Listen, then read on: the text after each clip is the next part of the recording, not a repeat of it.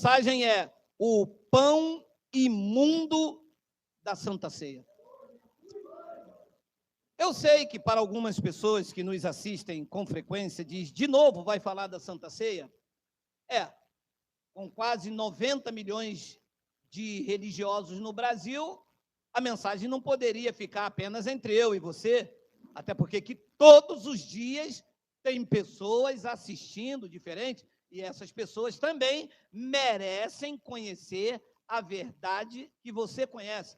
Claro que com uma outra frequência, né, de uma forma mais estérea, o som mais nítido, porque a cada ano que passa, a cada dia, as mensagens vão sendo aprimoradas, a nossa evolução. Então, hoje, eu gostaria de trazer este assunto à baila, o pão imundo da Santa Ceia.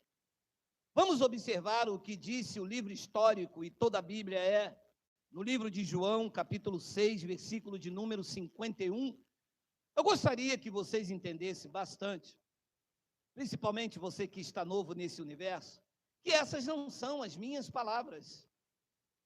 Não fui eu que escrevi esse texto. Porque as pessoas leem, mas não entendem como nós falamos em off. E eu não sei por que os evangélicos têm Bíblia. Ora, eu tive Bíblia durante anos e ela servia para quê? Apenas para dizer que eu era crente. E tem uns que são mais bonitinhos, gostam da Bíblia Scofield. Eu gostava da Thompson para cara, e eu gostava de uma Thompson o papel aqui flexível, capa de couro. Tem uns que gostam da batalha espiritual, e os pastores amam. Os pastores fazem Bíblia de batalha financeira, Bíblia de batalha espiritual, mas de Bíblia mesmo eles não entendem absolutamente nada. Você pode chamar o maior teólogo do Brasil para conversar com você, ele não te suporta.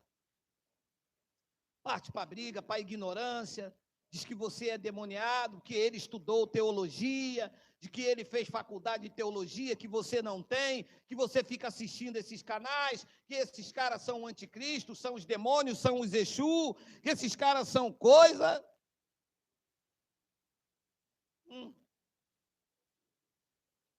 Olha o que disse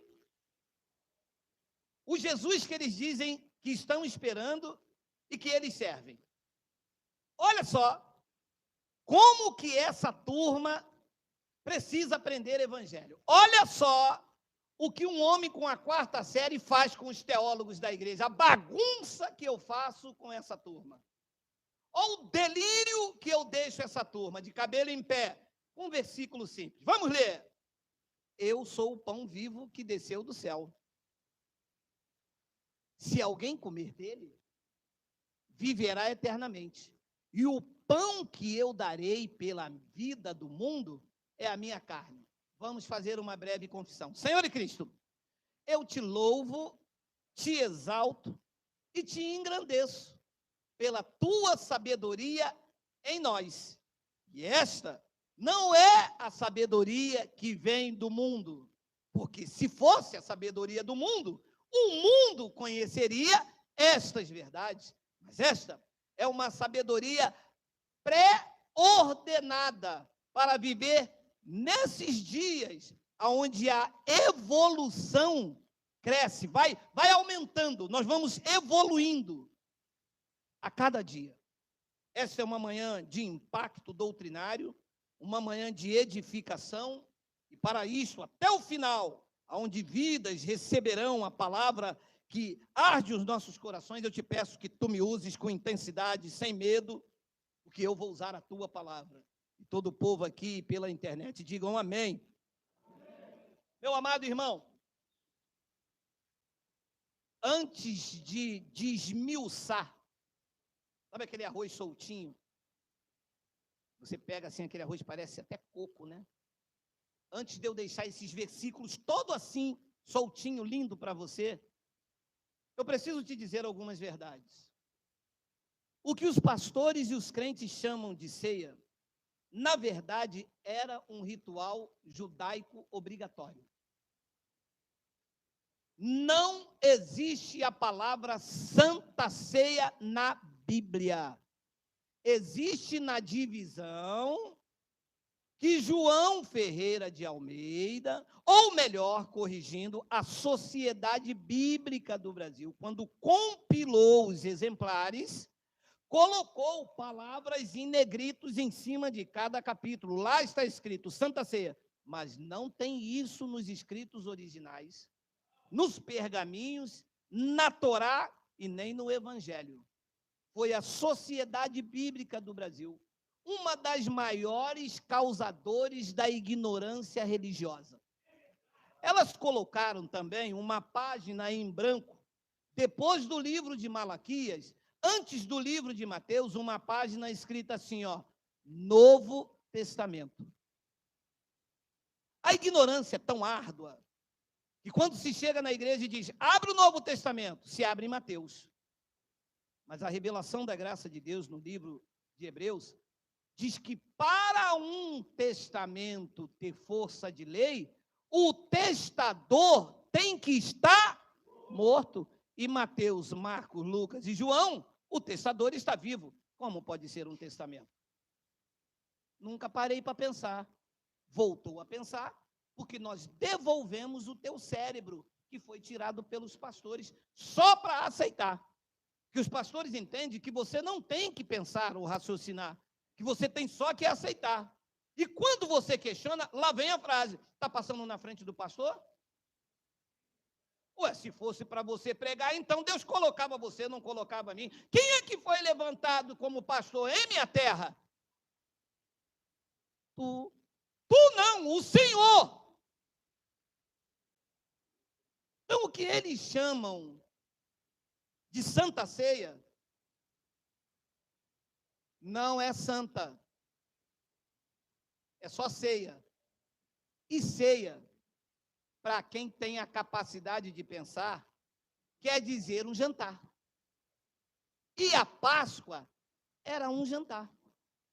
Assim como ceia de Natal é um jantar noturno. Tem como ser também jantar logo pela manhã. Tem pessoas que fazem isso. Ouça o que eu vou dizer aos senhores que têm a capacidade de pensar pela graça de Deus. Nada de santo pode ser produzida pela mão de um homem. Como que um pão que vem da padaria, feito por um homem, às vezes, não dá graça de Deus, porque se os pastores que dão Santa Ceia cortar aquele pão e eles souberem que o padeiro é Geraldo, eles comem o rabo do macaco, mas não comem aquele pão que eu botei a mão.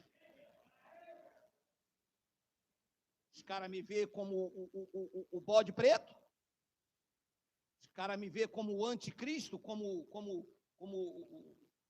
não pode agredir com racismo, hein, meu irmão? Ó, vocês aí, ó, vê lá o processo vocês, racismo é crime, hein? No mínimo, mulatinhozinho.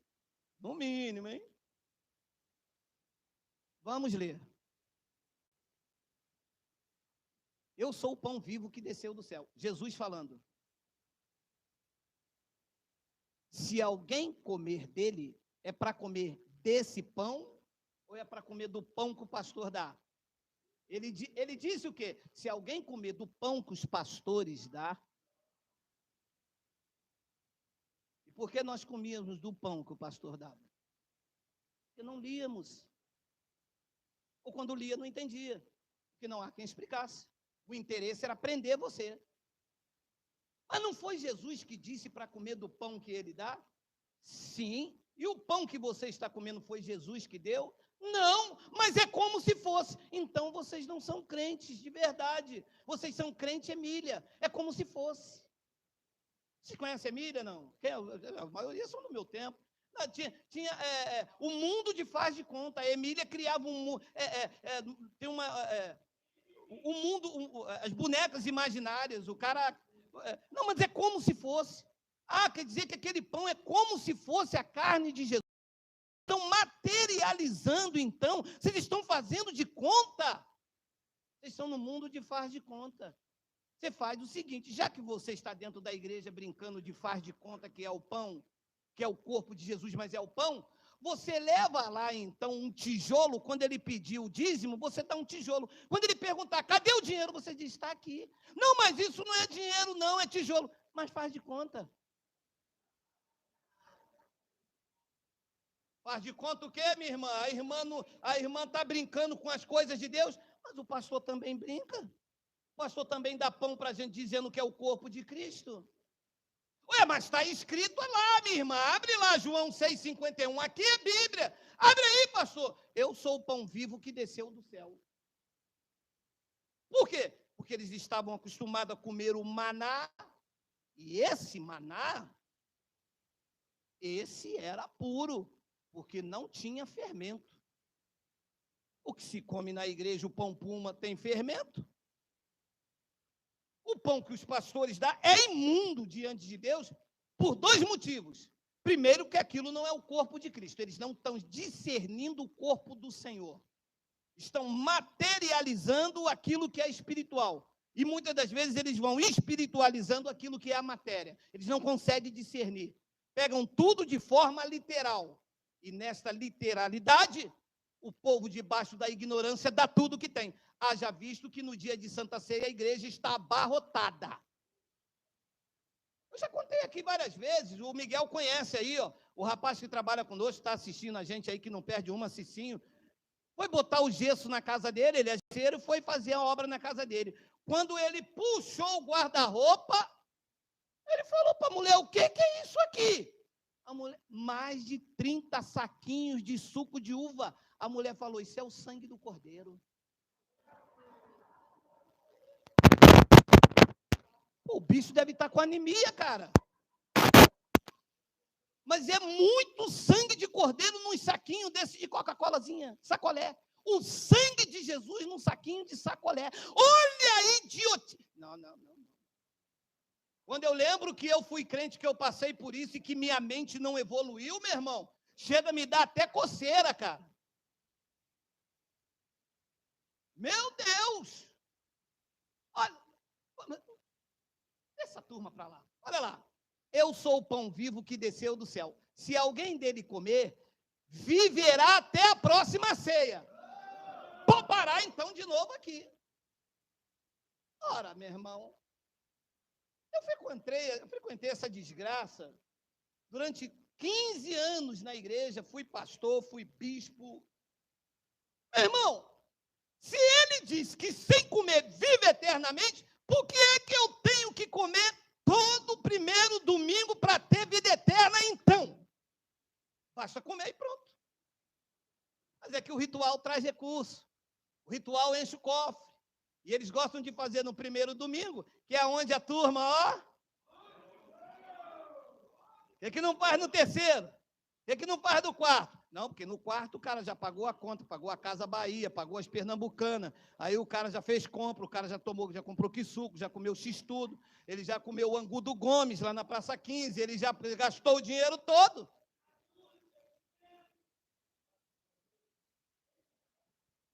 Se alguém dele comer, viverá eternamente. Agora aqui está a palavra.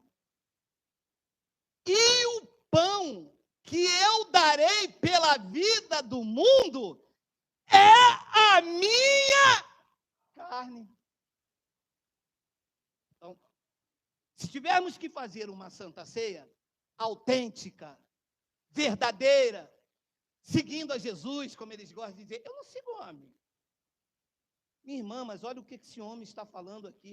Eu não sigo homem, não. Você não segue, não, filha? Hein, miséria? Quem você segue? Praga ruim? Quem? Eu sigo a Jesus. Tá, você segue a Jesus? Desgraça. Então, quando você fizer a Santa Ceia, você tem que comer a carne dele. Que ele disse que o pão verdadeiro, não esse mundo produzido pela mão do homem, era a carne dele. E você vê crente dentro da igreja comendo a carne. O que é isso aqui? Hoje, Santa Ceia. É Santa Ceia. Bota aqui um tabrado grandão. Quantos metros ele devia ter, mais ou menos? 1,56 m. Vamos especular. Bota uma mesa com 1,56 m. Eu não vou querer a parte da que faz circuncisão. Eu não quero. Pelo sinal da Santa Cruz. Da carne pode me dar um pedaço da nádega, pode me dar uma parte do peito. Aqui, costela também eu não quero, que já saia essas mulheres assim, eu já fico logo coisado.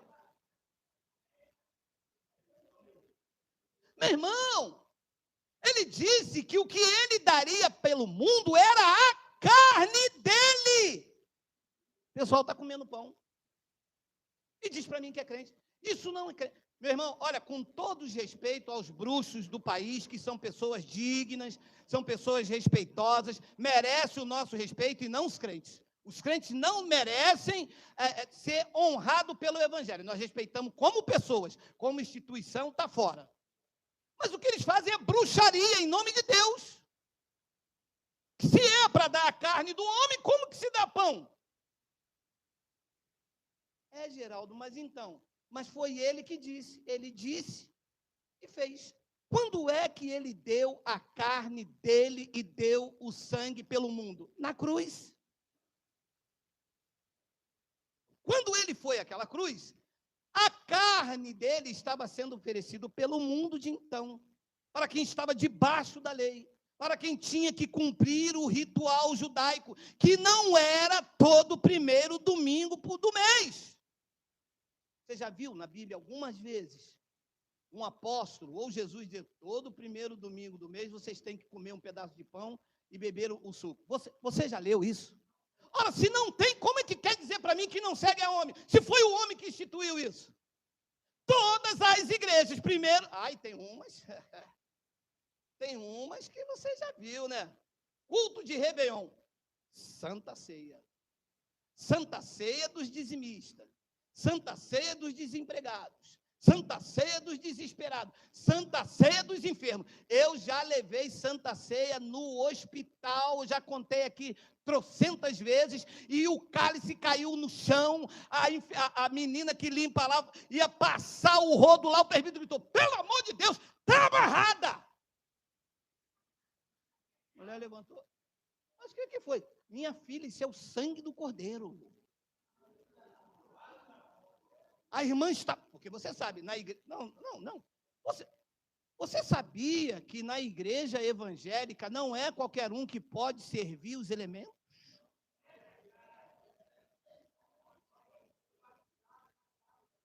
Tem que ser batizado, tem que ser obreiro, tem que ser dizimista, fiel da casa de papai. E casado. Na presença do Senhor. Falei, meu Deus. Eu falei, meu Deus do céu, eu casei com essa mulher na presença do Senhor. Tinha lá um juiz. Não é esse Senhor ignorante. É o Senhor Jesus. Mas será que Jesus não estava lá? Mas dizem que ele é onipresente. Ele não estava lá? Não. Ele está lá na vida do pastor e vocês têm que casar lá. E depois vocês podem servir o elemento da ceia. Eu disse, uala.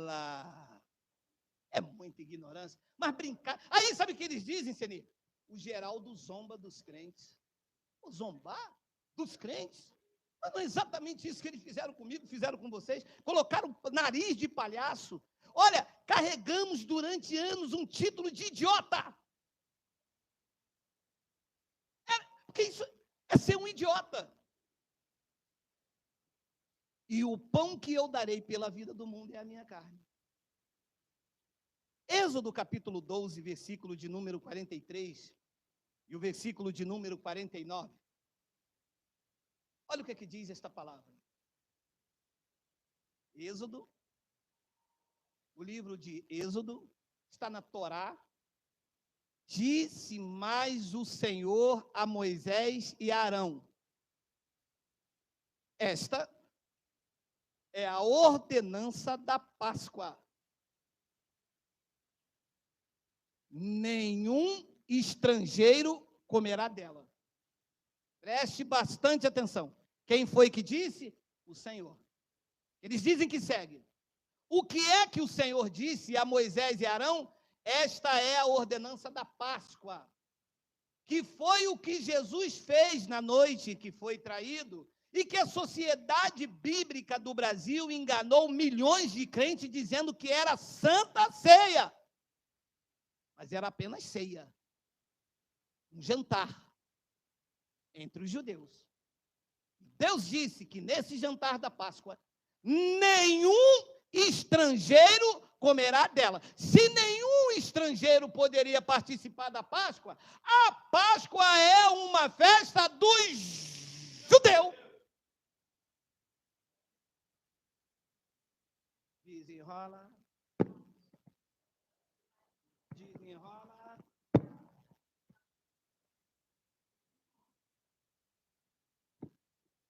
Como que podem me falar, em pleno século XXI, que a maior festa cristã é a Páscoa? Não é. Um comércio para tomar dinheiro, para vender chocolate. E a única coisa boa é a reunião de família, onde eu vou como demais de graça. E eu vou na casa do Valnei como peixe. Vou na casa do Adailton como bacalhau com as azeitonas grandona, que não sei onde ele arruma aquilo. Deve orar, fazer jejum.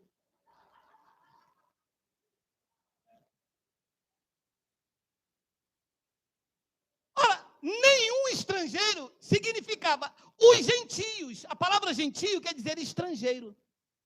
Não é judeu. Então, para você participar, fazer festa da Páscoa o ano que vem, para você celebrar o evento da Páscoa todos os meses, ou quando você quiser, você tem que ser judeu. Quem é judeus aqui, diga shalom. Olha aí.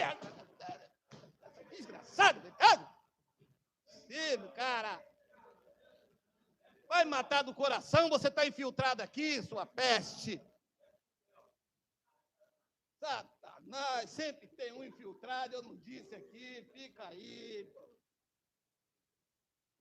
Olha o que é que Deus disse mais, hein? Versículo 44. Olha lá. Olha lá. Tem 44 é antes do 45, Miguel. Porém, todo escravo comprado por dinheiro, depois de o terem circuncidado, comerá dela. Então, para participar da chamada Santa Ceia da Páscoa, o homem tem que circuncidar. Você sabia disso? O professor de teologia ensinou isso na igreja? Não ensinou. Versículo de número 45. Deixa eu acelerar, que tem quase 280 versículos. Olha aí. O estrangeiro e o assalariado não comerá dela. Você vê que era uma festa exclusiva. Versículo de número 46. O cordeiro.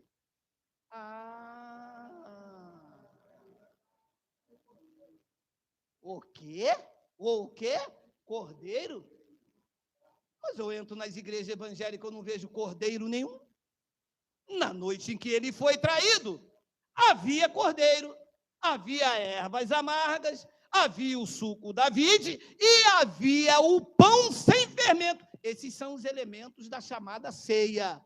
Eu só vejo o pão com fermento e um suco de uva que eles transformam no sangue de Jesus. Se bem que eles têm uma habilidade incrível, né, de transformar suco em sangue. Gafanhoto em demônio. O ladrão de João 10,10, que é um mercenário, ele também transforma no diabo. Eles mesmos se transformam em anjos de luz, sendo eles cães gulosos. Então, quer dizer que eles têm um poder incrível de autotransformação. O cordeiro há de ser comido em várias igrejas. Meu Deus! Gente, mas é uma pontada que me dá. Como que eu, com a 4ª série, sei disso, gente? Advogados, engenheiros, professores, políticos, pessoas das mais altos níveis sociais participam desse evento sem ao menos examinar as escrituras. Sem ler. É muito mais fácil aceitar do que raciocinar. E é por isso que eles tomam o cérebro da pessoa, que você não precisa. Na igreja evangélica você precisa de quê? Você paga o pedágio alienado.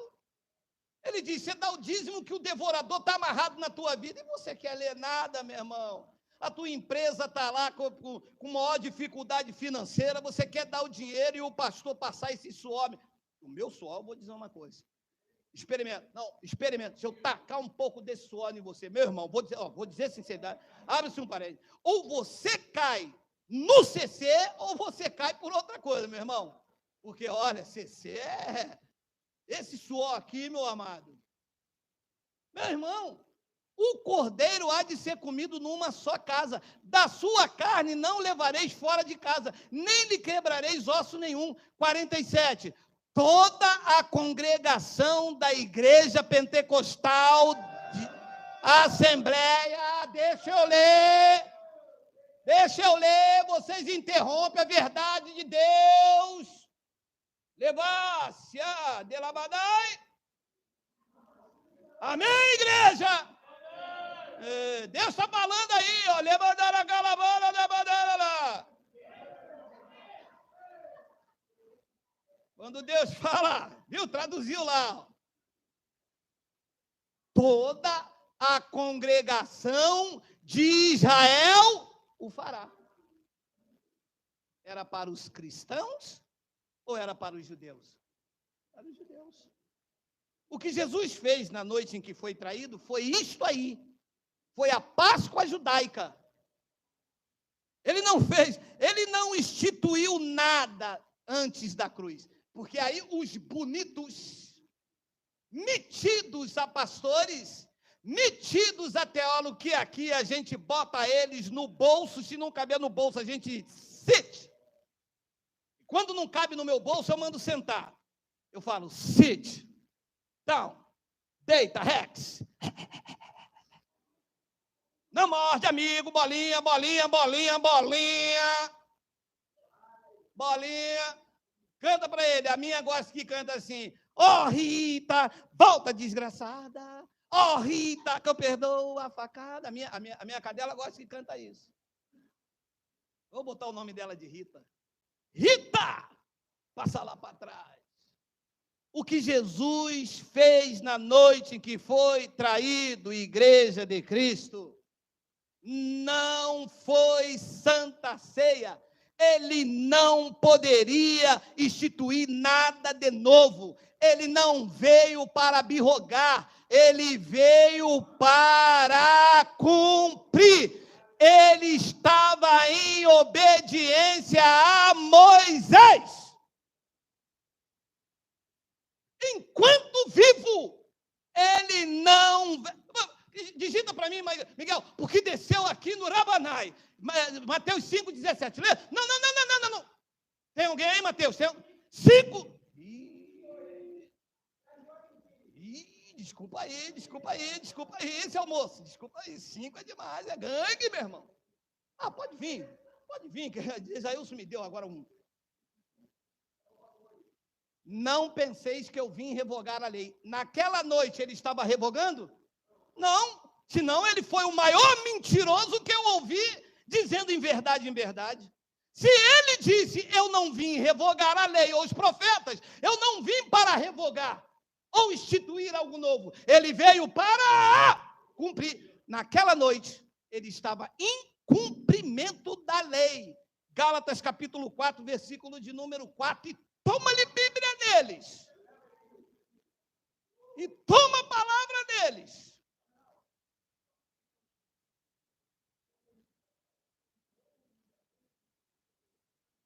Nada.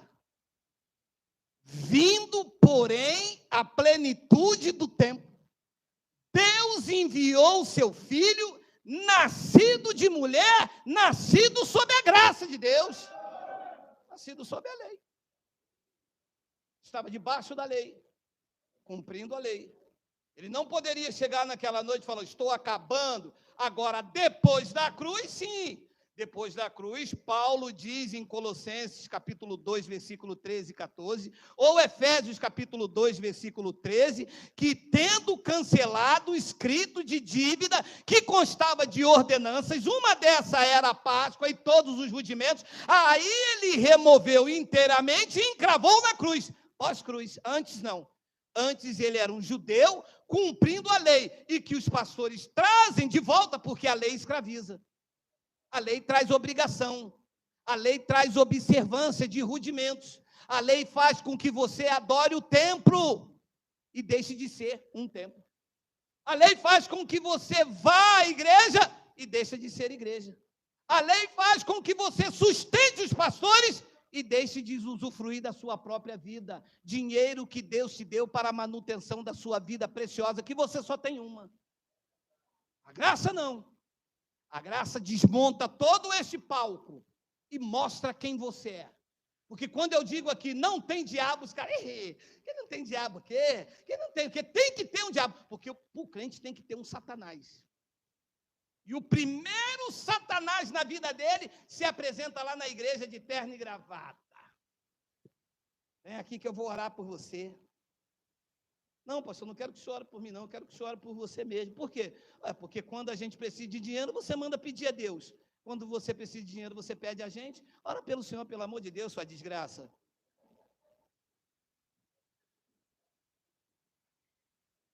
Olha o que ele disse em Mateus capítulo 8, versículo 4. Olha aí, olha aí, olha aí. Lê isso aí, lê isso aí. 8, 4, é 8.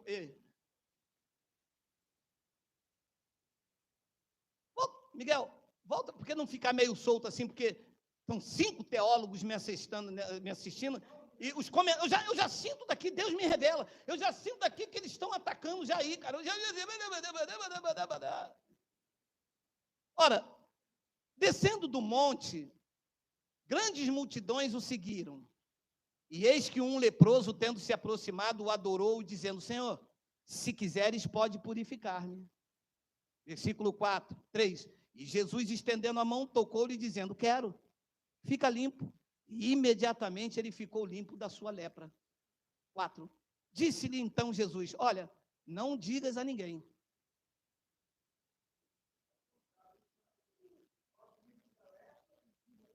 Leia lá, leia lá, leia lá, leia lá.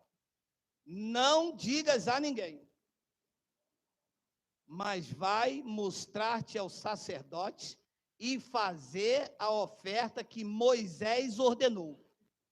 Ele estava em cumprimento da lei, obediência à lei de Moisés, ou não? Ali está dizendo que sim. Quando ele praticava um milagre, o que é que ele falava? Ou a tua fé te curou, ou você pega e observa o mandamento de Moisés. Havia uma oferta para os leprosos ficar curado. Está lá em Levítico.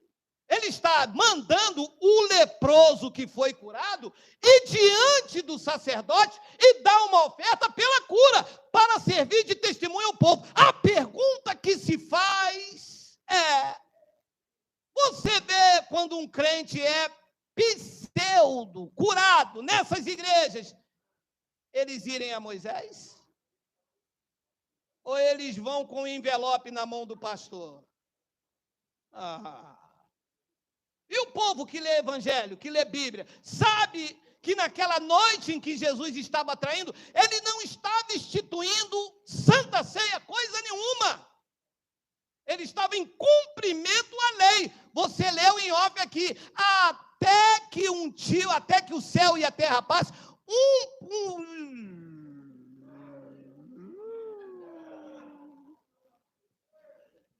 Olha, hein, menino. Está na Bíblia, hein, menino. Demônio te pega, hein? Meu amado, como que uma pessoa diz para mim que fez teologia, que estudou hebraico, aramaico, e não sabe o que um simples mortal, operário com a 4ª série, ensina a esse povo ignorante, cego, surdo do Evangelho? O que é preciso entender a verdade de Deus e deixar de ser uma massa de manobra, sustentando homens, pregando mentira. Desperta, povo, desperta, tu que dorme.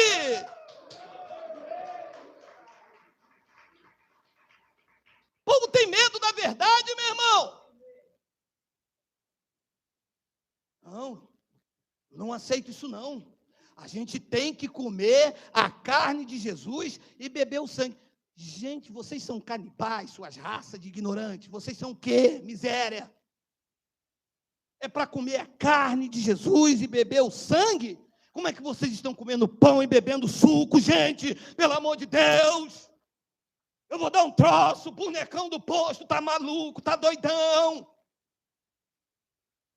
Em termos espirituais, não há nada que a mão humana possa fazer. E aí isso me intrigava quando eu chegava na igreja, meu irmão, que o cara pegava o pão e levava agora. Vamos abençoar o cálice da bênção. O quê? Este homem falho, este homem que quando vai sair daí, vai trair a mulher dele com a missionária lá no monte. Esse presbítero aí, maconheiro, sem vergonha, que organiza a roconha. Esse homem transformando um pedaço de pão imundo, porque está cheio de fermento, no corpo do Senhor Jesus Cristo. Que ousadia, que nem Janes e Jambres lá diante de Faraó, transformando um pedaço de pau em serpente, teria ousadia. Por isso Paulo disse, vocês não estão discernindo o corpo do Senhor, vocês estão transformando o pão no corpo daquele que ofereceu a vida por vocês no madeiro. E dizendo, estou comendo isso para ter comunhão com ele. Isso não é ter comunhão, isso é ignorância espiritual. Isto é falta de visão, isto é falta de discernimento. Pelo tempo decorrido, vocês deveriam ser mestres. Mas há necessidade, então, que alguém se levante nesse país para ensinar de novo os oráculos de Deus. Colocar as coisas no lugar. Em termos espirituais, não há nada que a mão do homem possa produzir, senão Deus estaria dividindo a sua glória. Se a minha mão sobre a sua cabeça trouxesse santidade, Deus então não precisaria existir. Pastor, quando terminar esse culto, eu quero que o senhor bota a mão na minha cabeça. Presta atenção, eu já não coloco no teu bolso? Na cabeça que eu não vou colocar. Eu tenho medo de pegar piolho. Não falo mesmo. Mão na cabeça não acontece nada. Mas lá na igreja, aquele pastor que é professor da academia, quando a minha irmã, de 18 anos, foi lá na frente, que botou a mão na cabeça dela, pastor, mas ela deu um negócio.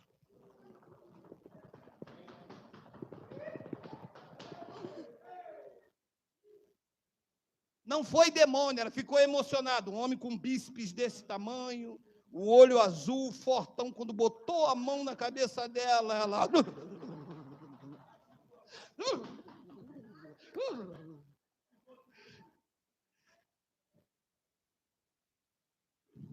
A Deus falando aí, ó.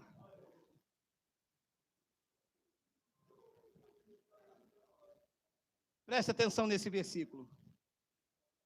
João capítulo 6, versículo de número 54. A Deus falando aí, ó. Quem comer a minha carne e beber o meu sangue, tem a vida eterna. E eu o ressuscitarei no último dia. A pergunta que eu faço em cima desse texto é: qual a finalidade da Santa Ceia? Você já se fez essa pergunta? Hoje é dia de Santa Ceia lá na minha igreja. Para quê? A primeira resposta se deu essa: para mim ter comunhão. Ora, se ele mora em você e você não tem comunhão com ele, então ele está brigado com você aí dentro aí. O que foi? Não, Deus está dentro de mim, mas ele não fala comigo. Caramba, cara, o que aconteceu? Não sei, eu estou indo lá na igreja que o pastor vai ser usado por Deus, para esse Deus que está dentro de mim, falar com o pastor e o pastor falar para mim. Aí volta eu e Deus para casa de bem. Nossa, coisinha. Faz igual aquelas mulheres que conversam uma com a outra, né? Você sabia, coisinha? Tem umas mulheres que conversam. Olha, eu estou te falando, hein? Meu irmão, não faz sentido nenhum. Não, a gente toma a Santa Ceia, porque quando Jesus voltar, quando ele voltar, ele vai vir todo comido, que você está comendo pão, o corpo dele todo ano. vai vir anêmico, que você está bebendo o sangue dele o ano todo. Daqui a pouco vem ele, igual o Jacó, anêmico. Quem é? Eu sou Jesus, a quem tu comes.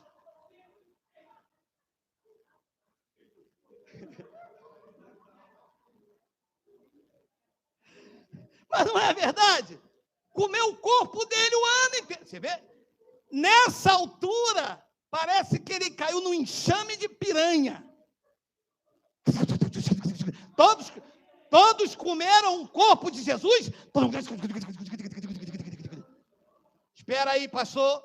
Caiu uma migalha aqui, deve ser a unha. Agora que todos comeram o corpo, não foi suficiente. Vamos beber o sangue também. Meu Deus. Deixa um pouquinho, pelo menos, para quando ele voltar, lavar algum pecador. Não, todos beberam o elemento? Todos beberam. Então, daqui a um mês, a carne vai ser regenerada, o sangue vai voltar de novo, as células.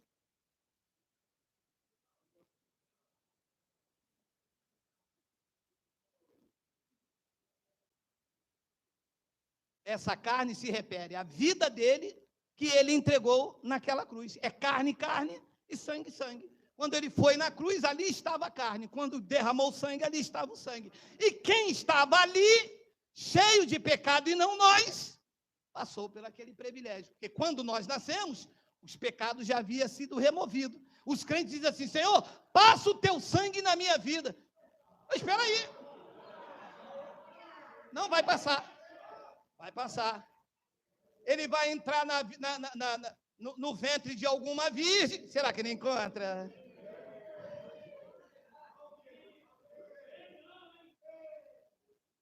Ele vai passar sangue, calma. Ele vai entrar no ventre de uma virgem. Ele vai nascer. Vai a uma cruz para derramar sangue. Porque se ele ressuscitou, ele é espírito. E espírito sangra. Então, como que vai passar sangue na vida do crente? Só o sangue de Jesus. Não, só não. Foi o sangue de Jesus. Não é. Acabou o sangue. Acabou a carne. Não tem mais como. É preciso entender isso. Senão a pessoa fica aqui dentro da igreja dando dinheiro para o pastor, dando dinheiro para o pastor. E só o sangue e o pastor só Royal Label. E o crente só o sangue e o pastor só golo. E o crente dá a carne de Jesus e o pastor só picanha.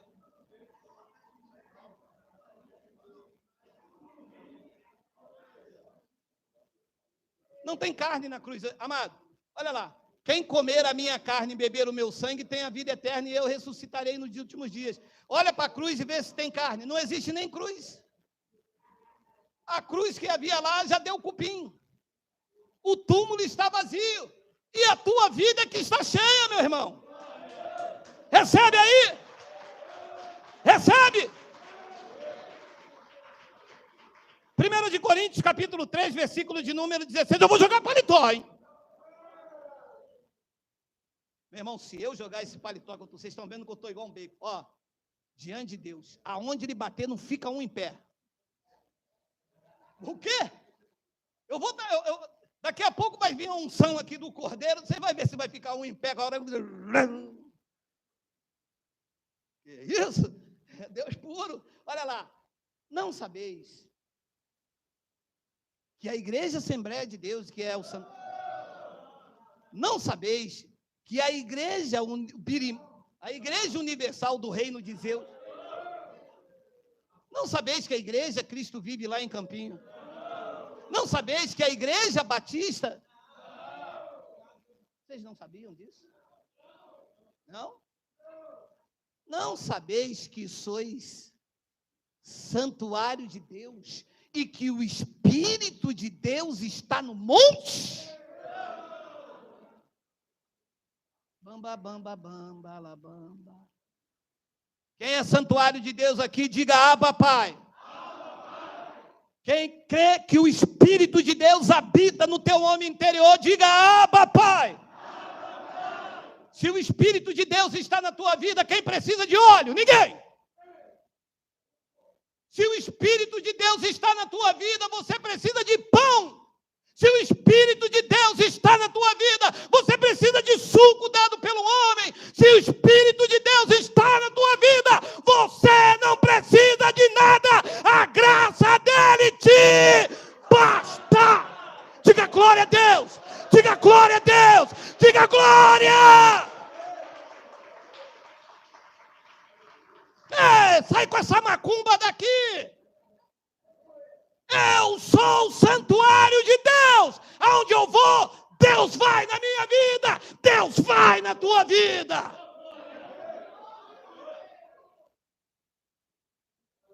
Não é que a gente vai te dar um pedacinho de pão, você vai sair daqui fortalecido. Com esse pedacinho de pão, eu como 3 pão com ovo de manhã, uma garrafa de Coca-Cola, rapaz.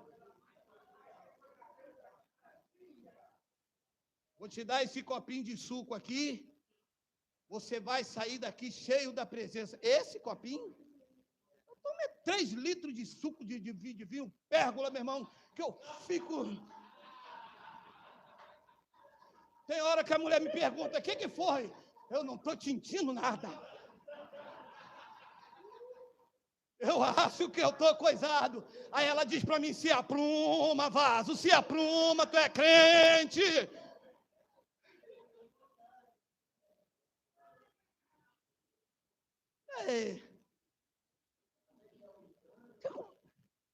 Deus em mim, eu comendo pão. Não, comer pão é bom. Mas para dizer que é o corpo, é muita falta de pregar a verdade. Olha lá, Efésios capítulo 3, também versículo 16. Volta o 15, Miguel, porque eu não gosto de pegar esses textos assim, entendeu? 14. Tá calor mesmo? Bota o 14 aí. Tá calor mesmo? Eu tô achando que eu tô ficando com aquela coisa de velho, cara. Tá calor aí? Tá calor mesmo? Hã?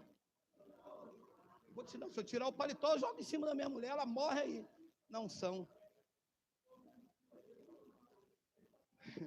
Por esta causa, me ponho de joelho diante do Pai, que era um conceito de Paulo, que era um judeu também. Versículo 15. De quem toma o nome toda a família, tanto no céu sobre a terra. 16. Para que, segundo a riqueza da sua glória, vos conceda que sejais fortalecido com o pão da ceia. Que isso? Não é possível que aquele pão não fortaleceu ninguém. Você tomou tanta ceia. Na verdade, mudou alguma coisa? Você sair daquele domingo, a não ser na hora, né? É aquilo que eu disse, né? A carência afetiva, né? Ai, meu Senhor Jesus, eu lembro do Senhor.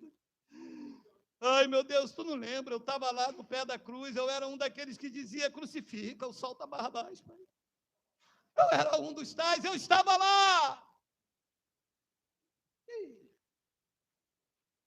Que sejais fortalecido com poder mediante o seu espírito, o espírito do Criador, no homem interior.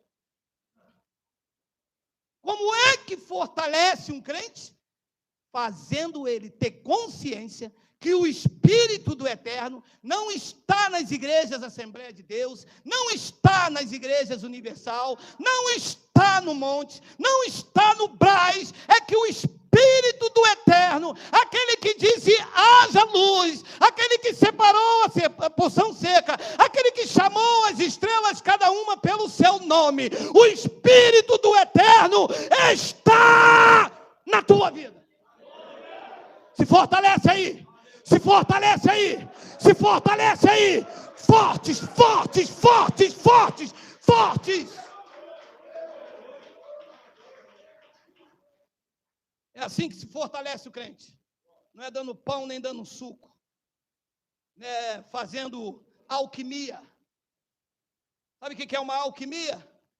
É o cara que tenta transformar prata em ouro, é aquele rei, né, como é que é o rei? Rei Midas, tudo que ele botava a mão virava ouro. Esse eu queria que me orasse. Mas orar eu e a minha mulher, que nós dois ia ficar aquele ouro, não é? E eu queria um ouro 22, aquele ouro bem... Esse sim, um pastor Rei Midas. Nada de santo o homem produz. Porque nada de santo pode ser dado a uma natureza caída. Senão o homem vira o demônio de si mesmo. Ele se acha, sabe, o rei da cocada preta. Como tem pastores aí que se acham, sabe como é que é? Não sabem que diante da graça de Deus eles não são absolutamente nada. São pauradores frívolos. Pregam por torpe ganância. O Deus deles é o ventre. Verdade é aqui, ó. O poder mediante o seu espírito no homem interior. Ouça, que nós já vamos terminar. Hoje é rabada com batata e agrião.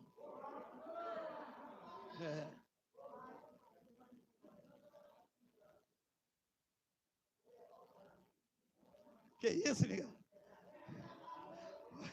Vou falar do Miguel, uma bacia. Nós estamos no novo pacto. Tudo é espiritual. Na lei, tudo era físico. Na lei, o pão era físico. Na graça, ele é espiritual. Vou mostrar. Na lei, Deus era físico. Na graça, ele é espírito. Na lei, era práticas, era por obras, eram as cerimônias. Na graça, o reino está dentro de nós. Disse Paulo em Romanos 14, versículo 17. Olha aí, olha aí, olha aí. Porque o reino de Deus não é comida e nem bebida.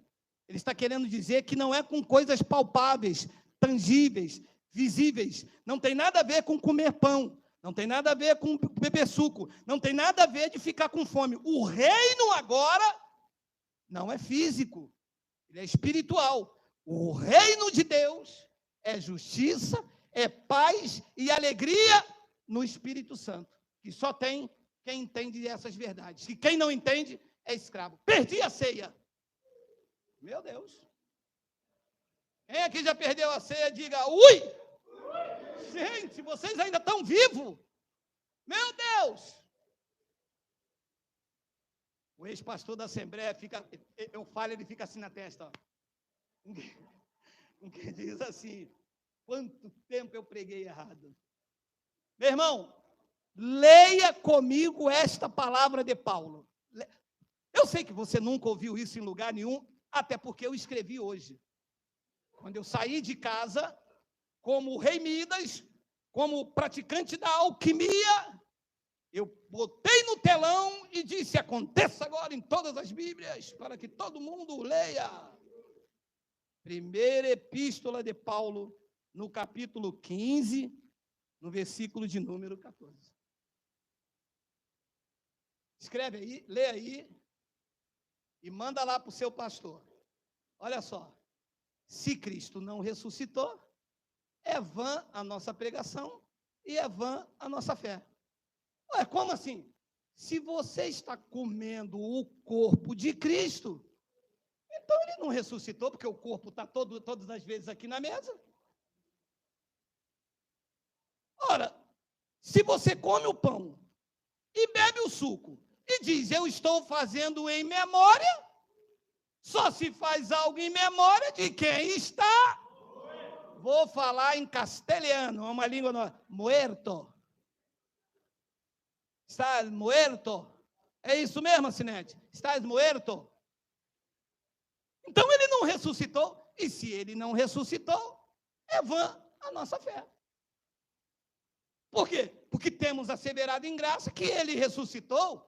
Ele não é mais Jesus de Nazaré.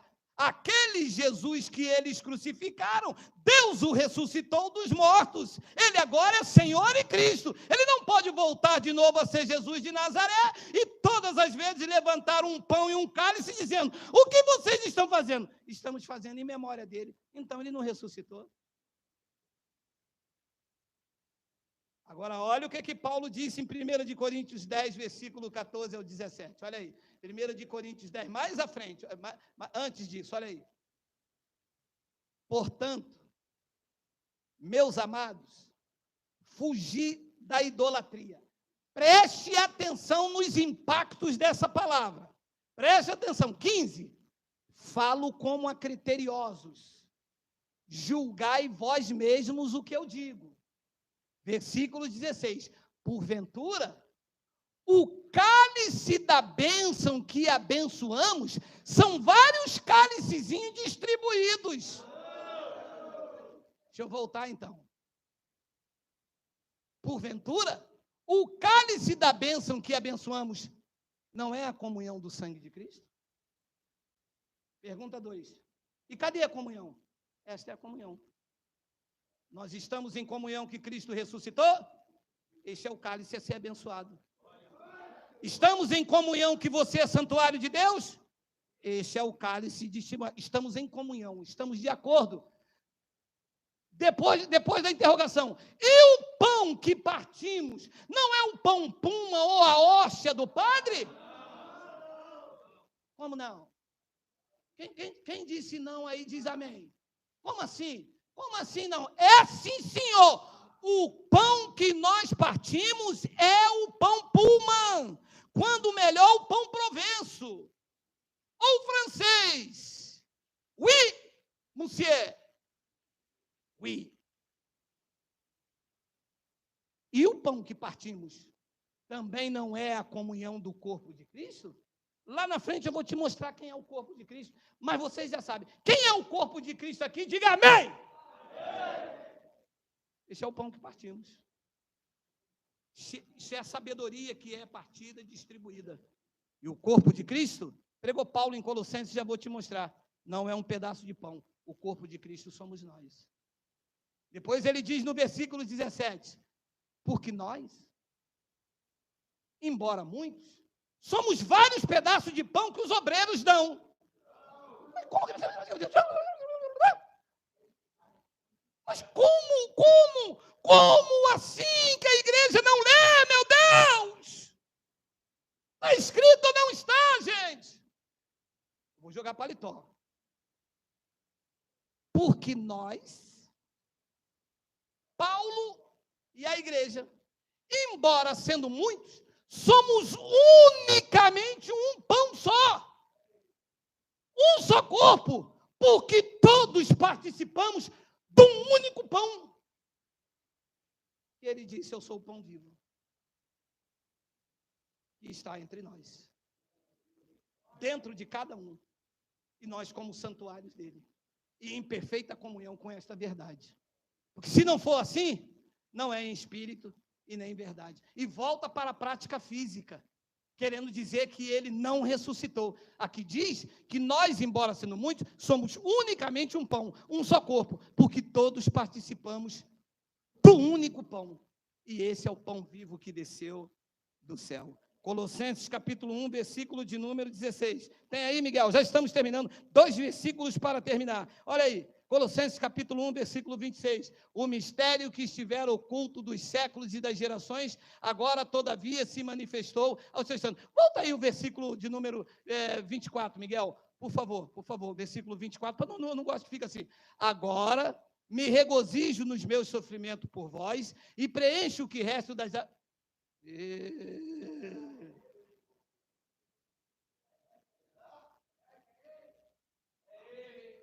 Eu estou achando que tem um Satanás, pedir aquele pastor para orar para ter um Satanás alojado aqui, meu amado. Agora me regozijo nos meus sofrimentos por vós e preencho o que resta das aflições de Cristo na minha carne, a favor do seu corpo, que é o pedaço de pão. O quê? Então, quando partir ali o corpo de Cristo, tem que partir quem? Nós. Porque nós aqui somos o corpo. Então, quando o pastor chegar aqui, vamos agora distribuir o corpo de Cristo. Tem que pegar toda a igreja, vir aqui e distribuir todo mundo. Distribui um para lá, distribui um para cá. Se puder botar uma musiquinha, ACDR,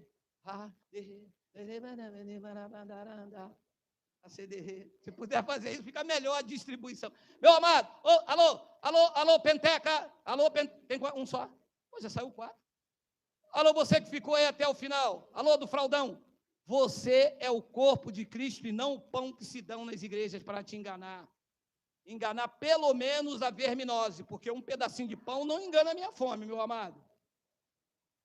Essa é que é a verdade. E os crentes, eles querem falar dos católicos. Agora, 5 minutos, me suportem. Olha só. Eu tinha mais 480 versículos, mas eu vou terminar em mais 2. Olha, Isaías 44, versículo 14. Já passou da hora. É agrião, meu irmão, é agrião. Hoje eu quebro o meu jejum. Oh, maravilha. Isaías 44, versículo 14. Olha só. Um homem, ele corta para si cedros. Toma um cipreste ou um carvalho, fazendo escolha entre as árvores do bosque. Ele é criterioso.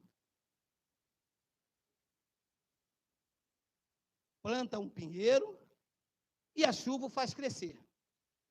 As árvores servem ao homem para queimar. Com parte de sua madeira se aquenta e coze o pão. Também faz um Deus e se prostra diante dele. Ele esculpe uma imagem e se ajoelha diante dela. Versículo de número 16, metade queima no fogo, com ela coze a carne para comer. A assa farta-se, também se aquenta e diz: já me aquento, contemplo a luz. 17, então, do resto, ele faz um Deus, uma imagem de escultura, ajoelha-se diante dela, prostra-se e lhe dirige a sua oração, dizendo: livra-me, porque tu és meu Deus. Ele que fez, obra das mãos dele.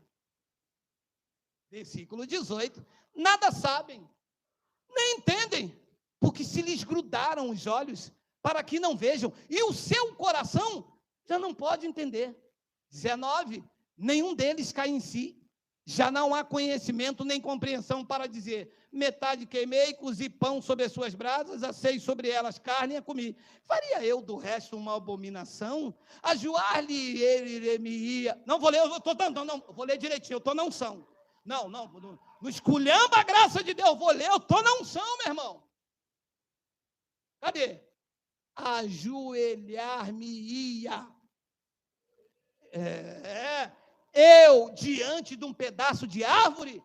20, tal homem se apacenta de cinza. O seu coração enganado o iludiu, de maneira que não pode livrar a sua alma, nem dizer: não é mentira aquilo que eu confio. Vou atualizar o software. Tal homem planta o trigo. A chuva rega. O trigo a faz crescer. O homem trabalha esse trigo, refina. O próprio homem o leva para a padaria, faz o pão. Uma parte ele come, a outra ele dá à família, a outra ele vende, a outra ele traz para a igreja e diz: é o corpo de Cristo. E lá ele oferece as suas abominações, dizendo: eu estou fazendo das obras da minha mão o corpo de Cristo, e estou fazendo isso em memória dele. É o que essa palavra quer dizer. É o que os crentes fazem. E querem dizer: os católicos se ajoelham diante de uma estátua que eles fizeram. E vocês fazem pior. Vocês fazem do corpo do santo uma abominação, dizendo que ele não ressuscitou, fazendo algo em memória daquele que está vivo. Foi exatamente isso que Paulo estava dizendo em 1 de Coríntios, capítulo 11, versículo de número 26. Mas eles tapados, os olhos grudados, não entenderam, mas o povo da graça de Deus aqui pelo canal entenderam, porque tem olhos iluminados. Diga: Abba, Pai. Olha lá.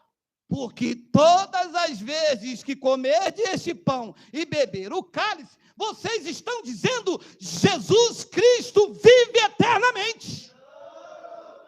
Foi o que você fez a vida toda antes de conhecer essa poderosa palavra. Todas as vezes em que vocês comeram e beberam aquele cálice, vocês estavam dizendo: ele está morto, ele não ressuscitou. Eu preciso da comunhão dele. Mês que vem eu volto. Mês que vem eu volto. Eu vou deixar ele todo mordidinho. Vou morder ele todinho. Eu fiz a música para minha esposa, quando cheguei em casa, ela falou, uau, eu vou te morder todinho. Eu disse, está amarrado. Pelo sinal da Santa Cruz. Deus que me livre, eu tenho que trabalhar amanhã. O patrão não deixa chegar lá mordido, não. Porque todas as vezes que comerdes este pão e beberdes o cálice, anunciais a morte do Senhor, até que Ele venha. Não para de comer nunca. Tem gente que morreu comendo pão e bebendo suco dentro da igreja. Tinha um que já chegava na igreja, que tinha igreja que dá vinho, né? Tinha um que já chegava assim, ó. Que hora é essa? Eu vou beber de todo mundo. Chapava o pé. Meu irmão, livre-se disso. Você que me ouve pela primeira vez, livre-se desse engano. A Santa Ceia foi uma invenção macabra da igreja romana e adotada pela filha dela, a igreja evangélica.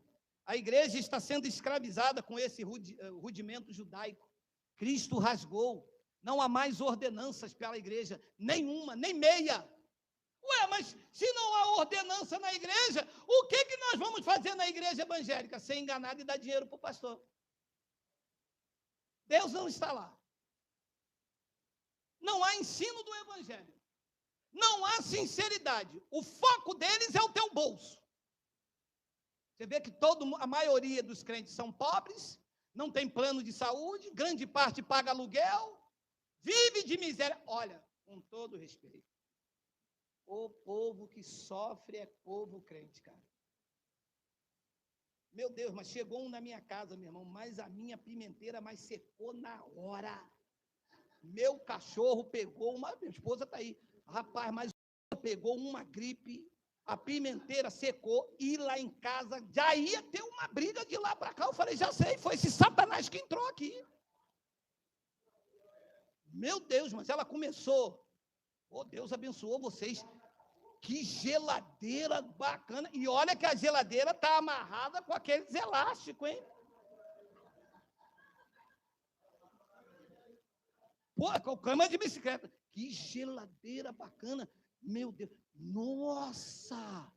Televisão de 43 polegadas. Falei, meu Deus do céu, quando eu olhei para a pimenta seca. Gente, a minha esposa está aqui, vários irmãos.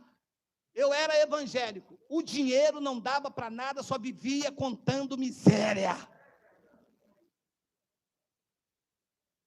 Eu dizia, não, cara, eu vou dar o dízimo, porque olha o meu pastor, cara. Esse homem é abençoado, esse homem é próspero. E eu lá em casa, minha mulher sempre teve...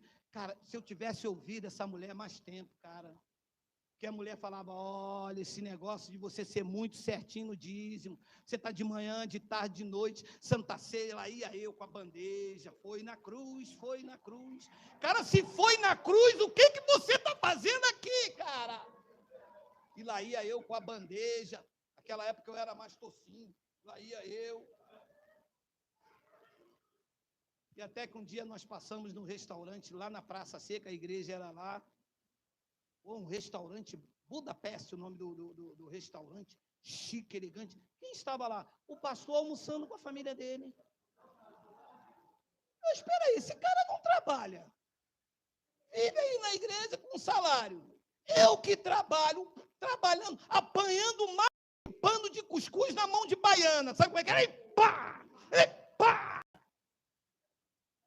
Estou indo almoçar ali no 1,99, que era...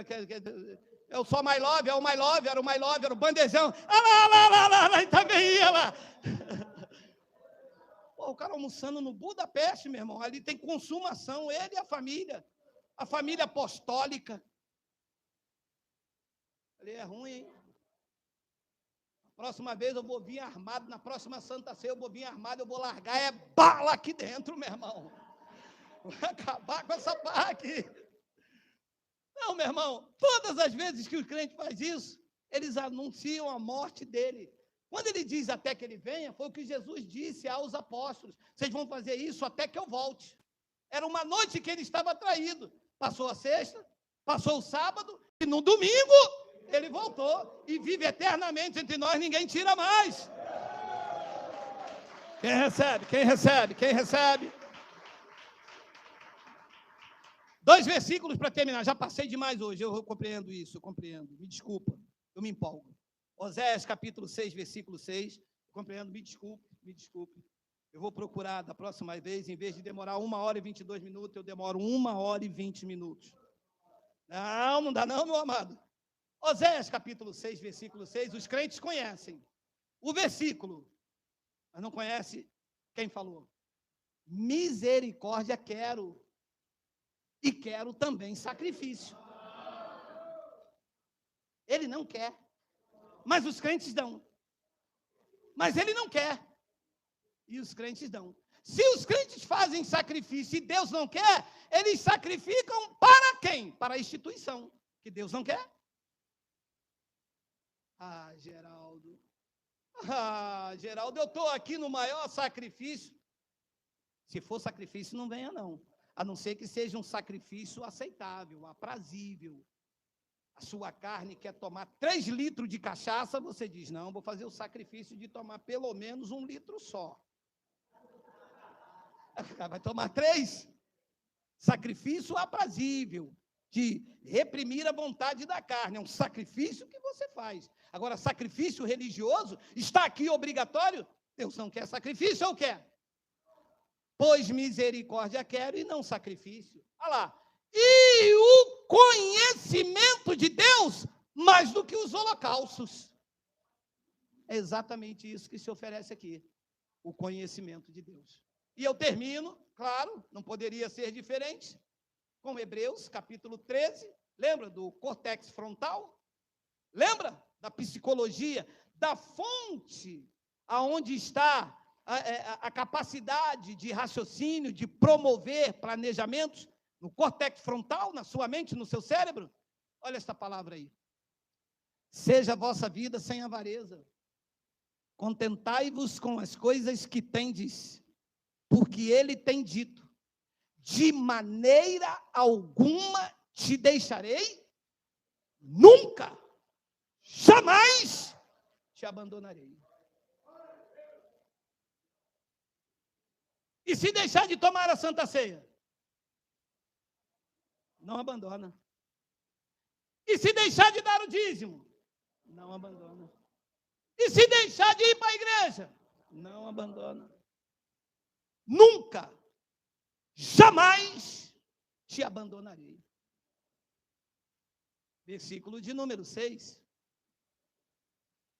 Assim, conhecendo isso, recebendo isso no córtex frontal, trazendo o meu cérebro para trabalhar essas verdades a partir de hoje, quando vier a culpa, quando vier o medo, o pânico, o meu cérebro formou novas ideias, criou novos planejamentos, ajustou a minha forma de viver com essas verdades. E por isso Paulo dizia, assim, conhecendo, praticando estas verdades, afirmemos com medo ou vacilante, afirmamos confiantemente, o Senhor é o meu auxílio, eu não temerei. Recebe no teu cérebro aí. Que seja ativada na tua mente a confiança inabalável no Rei do Universo. Que você se sinta seguro, tranquilo e sem temor do mal.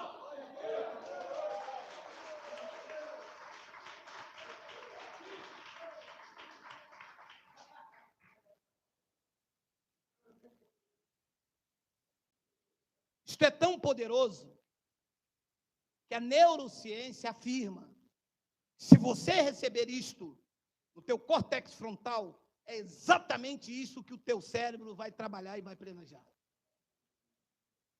E eu vou te dar um exemplo. Todos vocês, preste atenção. Não pensem no urso. Pensou? Quando você fala algo, o teu cérebro, mesmo que você não queira, projeta uma imagem. Quando eu disse, não pense no urso, imediatamente veio a imagem do urso. Mas eu disse para você não pensar. Mas o córtex frontal recebeu esta voz com impacto. E foi isso que ele projetou como imagem. E é assim que os pastores trabalham na vida das pessoas. Projetando uma imagem que não é real. Te escravizando, gerando em você uma carência afetiva, para que você acredite que você depende daquele lugar, depende da oração, depende das ameaças e fique com medo. Mas o evangelho produzido por mim é um evangelho de autoconfiança, um evangelho que faz da pessoa de um covarde a um herói, que reescreve a sua história com ousadia e determinação, que faz do caído alguém poderoso nas estradas da vida.